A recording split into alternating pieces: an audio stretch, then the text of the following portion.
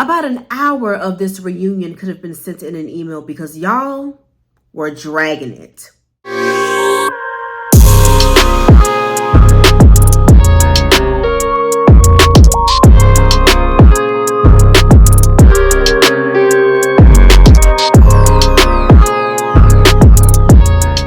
What is going on, everybody? Welcome back to Dear Ashley Grace. If you have not already, please go ahead and like this video. Also, make sure that you are subscribed to the channel and make sure you press that post notification bell so you know when I post videos next. Love is Blind Season 6 finale reunion. Let's get into it. When I tell y'all this reunion was about 2.5 hours long, and for why? I just need to know that. The reunion didn't give what it was supposed to give. And I'm kind of upset about it. Why did we have a Where Are They Now reunion? I do not know. Nobody cared. We only cared what was going on season 6. Why are we talking about other people who was on the show from previous seasons? All of that was a waste of time, budget, and man hours. Because we really could have just done with what was going on in season 6 with the people who were on the cast. Like, I don't understand why we needed all that extra fluff. If y'all were going to have people on from the previous seasons, y'all should have had the people on from season 1. The 2 couples that are still married from season 1. That would have made the most sense. That is what these people who are married or were striving to be married, that would be the people that you would want to look upon. This reunion was definitely the Sarah Ann, Jeremy, and Laura show. Okay. First of all, y'all gave Sarah Ann, Jeremy, and Laura's love triangle a lot of time. A lot of time. Granted, yes, it was the talk of the town during the season. However, in the comma, I just feel like this reunion was not well balanced. It was like y'all gave Laura, Jeremy, and Sarah Ann all of this energy. Clay, I'll get into that. Let's get into Laura, Sarah Ann, and Jeremy. First of all, Jeremy can't recall nothing. Jeremy can't remember anything. Jeremy doesn't know what's going on. Jeremy cannot take accountability. Jeremy, dare I beg to say, is a liar. That is what Jeremy is, okay? Jeremy is that person who will gaslight you to no end. That is the type of guy that Jeremy is, okay? And Sarah Ann is essentially the female version of Jeremy. Because she doesn't take accountability either. She doesn't see anything wrong with anything that she has done while she's on this show. Okay? Now, even though Laura is not my favorite, she made several points during this reunion last night. Laura said, I'm going to Skype my way through this conversation. Laura said, listen, this was my real life. Like, I was really planning on marrying this man. And y'all two were in cahoots from the very beginning. Sarah Ann, you were wrong for sending this man a DM in regards to his now relationship that he's engaged in hopes to get married. To say to someone, you know what, if it doesn't work out, I'll still like to get to know you. Like, who says that to somebody? And you felt like that was okay because he wasn't actually married? Because he was only engaged? Oh, well, I was in the real world and I just had all these feelings and emotions and that everything was going on with me. I'm like, girl, save it for somebody who cares. Okay? You knew exactly what you were doing and you were wrong. And now you mad at everybody else because they don't mess with you and they don't rock with you. You mad at the other girls because they iced you out? Yeah, because girl, who does that? If you would do that to her, you would do it to me. I ice you out too, girl. Jeremy and Sarah Ann are lying. They most definitely did something that night. I don't believe it for a second. I don't believe that he just dropped her off. My thing is, at this point, you're an engaged man dropping off a woman that you dated, that you were very much so interested in. And you don't get home until 5 o'clock in the morning. I'm supposed to think that you just sat and talked all night. Sarah Ann was definitely here for a moment. I think that she saw her moment being on reality TV and took it. And in the midst of it, quote unquote, found a relationship.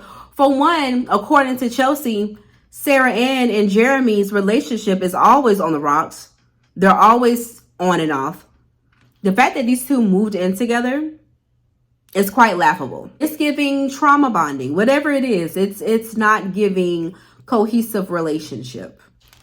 Then you had Trevor and his mullet come out. Trevor looked like he just got off from work from Target and decided to throw on a button up and come to the show.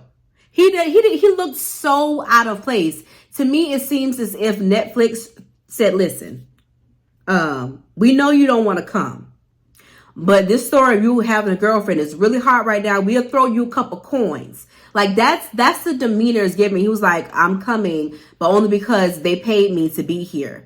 He was shook, panicking.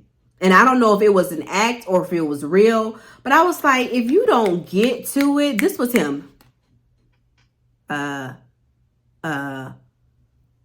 you have a full-on conversation with a girl on your way in from the show saying how much you love her, how much you want to be with her, how this is, just for the show. I want you to know that I want to marry you when I leave out of here. But Trevor is like, I didn't love her. Like, she knew that if I stayed on the show that I was going to choose Chelsea.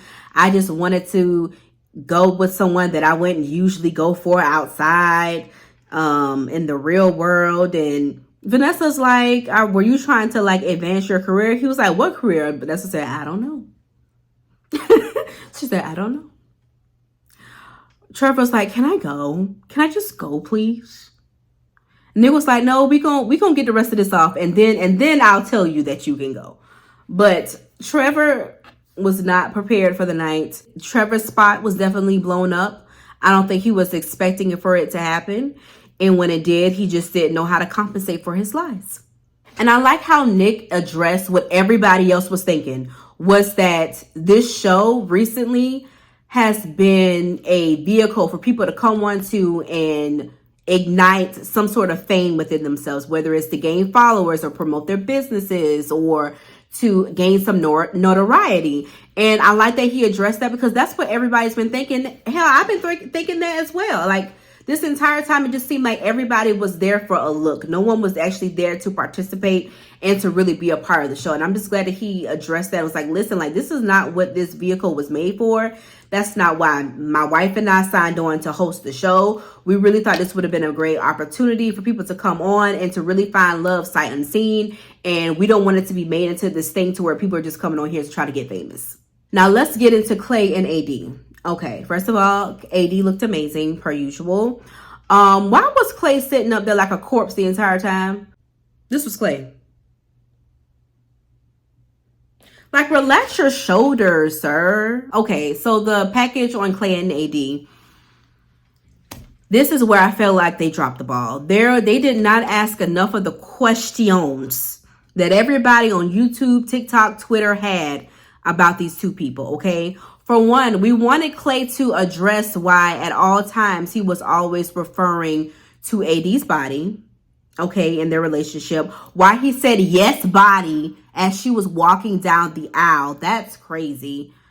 Also, we didn't address why AD has this or had this fixation on wanting to fix him. Like, she said it in the show that she was like a fix-a-hoe, but I really wanted her to delve into maybe like her personal experiences as far as dating.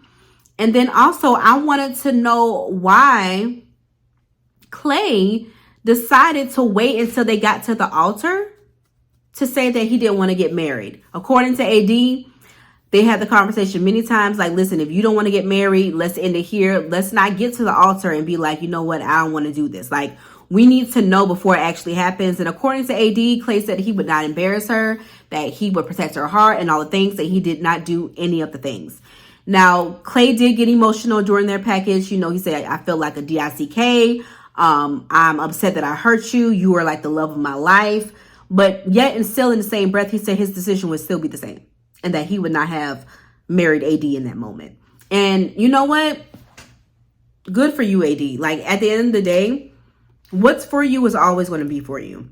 And obviously that man was not for you. I think she, you know, desired to be married and to be married to him. But at the end of the day, sometimes you have to take your lessons as lessons.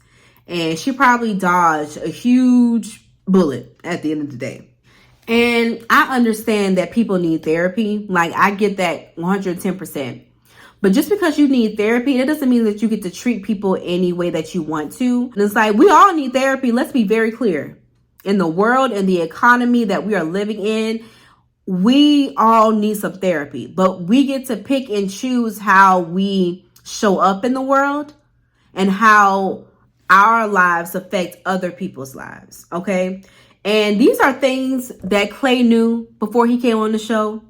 He knew he wasn't in a place to get married. He knew he wasn't mentally ready. He wasn't spiritually ready. He wasn't physically ready to marry anybody. Or at least not to marry AD. He hadn't dealt with his own stuff. And he never should have said yes to being on the show if he knew that. I don't know if he thought that a couple of weeks of dating somebody would fix that. I'm not sure. But no one else can heal you. You have to do the work and be able to heal yourself. And that wasn't AD's responsibility to do that for Clay. And so when they asked, would they, date, Clay said 100%. And AD was like, next question, please. And mind you, y'all, AD actually went on some dates with that Matthew. I find that to be quite interesting. Matthew definitely kind of gave me the creep in the pods, and not in an inappropriate way, but just in like a off-putting way, if that makes sense. Like, his energy just seemed off-putting. So the fact that she actually went out on a date with him, and she said she went on 2-ish dates, but she said it just ultimately didn't work out. They just had 2 completely different lives, and it just wasn't going to work. So I actually find that to be a little interesting. I hope that AD leaves Clay where he is. Now, Clay did address the conversation that his mom and his dad had, and it was definitely a learning moment for people who come from broken homes and divorced parents and all those things, and especially when it's due to infidelity and cheating and not, being honest in your marriage. And so I really did like that moment. And to me, it was probably one of my favorite moments because it just really showed how well spoken and how she delivered that message to him was just amazing to me. Child, Johnny and Amy are doing great. Johnny and Amy are married. They're the only couple that was able to get married. They've traveled the world together. Their families love each other. They have portraits together and all the things. They're living life. They figured out the birth control. Life is great for them. Like I said before, they didn't have a lot of mess going on. They said that they barely even fight. And if they do, they just talk about it. So I didn't expect anything less from their package. Child, they gave Brittany and Kenneth about 10 seconds on their package. They was like, listen, y'all broke up real early into y'all engagement, child. Let me see what y'all want to talk about. That's what it was given. It was like, they literally started talking about them at maybe like the last 30 minutes of the show. And I mean, I'm not mad at it. I mean, granted, I probably still wanted to know more of the reasoning as to why they decided not to be together, because I don't think anybody really knew. They just weren't clicking, and that's what we were given. But according to them, they're like the best of friends. They love each other. They talk all the time. Yeah, that's where I'm going to leave that. Jimmy and Chelsea. Yes. Okay. So, like everyone thought, especially how I thought, Jimmy admitted that the night that they had their blow-up fight, where Chelsea acknowledged on camera that Jimmy had a relationship with one of his friends and that they had a sexual relationship, that he should have broken it off with her that night and shouldn't have dragged it along. And I'm so happy that he finally admitted that, because it would have saved both of them a lot of time and heartache. Chelsea admitted, it's like, listen, I came into this thing with a host of insecurities. So I probably wasn't in a place to be able to be on this show right now dating, because I had my own things going on. Chelsea also admits that saying that she looked like Megan Fox was a mistake, and that she handled a lot of the ridicule from online very well. And I think she did. Looking at her social media page, I think, she kind of laughed at it, didn't allow the world to laugh at her. And the world can be very cruel. People have been saying some really mean jokes about her appearance. And I will be the first one to say that Chelsea is a beautiful girl. She looked amazing on the reunion last night. And, Whether or not she looks like Megan Fox or not does not matter. She's a beautiful woman, and people need to stop being mean. So Jess and Jimmy addressed the conversation that they had at the little cookout party. And Chelsea did admit that she felt like it was a bit disrespectful to her because she just felt like the conversation was a bit too chummy. And Jess agreed, and she apologized to her and, said that, in hindsight, I definitely would not have wanted to disrespect you in any way. And I think the world of you, and I think you're amazing and blah, blah, blah. But apparently Jimmy and Jessie aren't on good terms because Jimmy did an interview essentially saying that the way that their last date ended, he didn't like, and that she just wasn't a really nice person, and that made Jess emotional, I guess, or whatever. It didn't seem like that big of a deal to me, but apparently Jess feels like that tarnished her reputation and the person that she is, I guess. I don't know. Will I be watching another season? I don't know. I was definitely, thrown off by the things that I found out that happens behind the scenes. And, granted, I know that a lot of these dating shows, it's at the end of the day, it's still reality TV. But you would like to think that these people are getting married in real life. They're dating, they're moving in together. Like, that's a lot to commit to just to do it to be on TV. Like, I don't have it in me to do that. Like, if I'm going to do that, it's going to be because I actually want to. It's a lot to put yourself out there on television just to do it for a few clicks, likes, and views. But thank you all so much for watching. If you have not already, please go ahead and like this video. Also, make sure that you are subscribed to the channel. And make sure you press that post notification bell so you know when I post videos next. And I will see y'all in the next one. Bye.